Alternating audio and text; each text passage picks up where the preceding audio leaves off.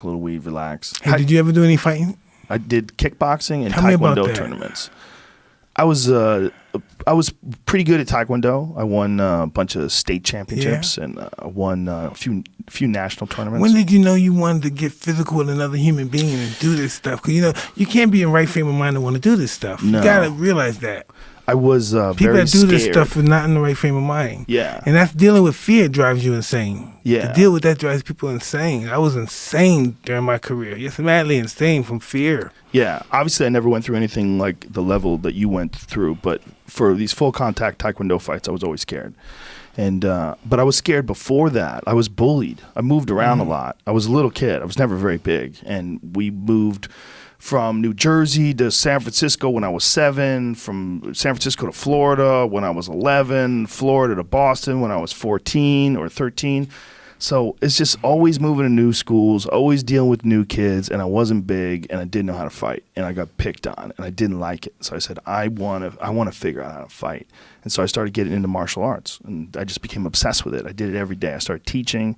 I was teaching at Boston University. I was teaching a taekwondo course when I was 19.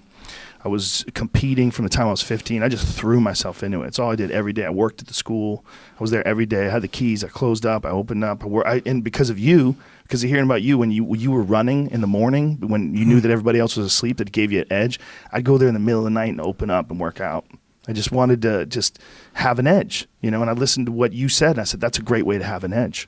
I became obsessed with it, but there was no future in it. And then what happened was I went from taekwondo to kickboxing, and when I started kickboxing, I started getting fucked up.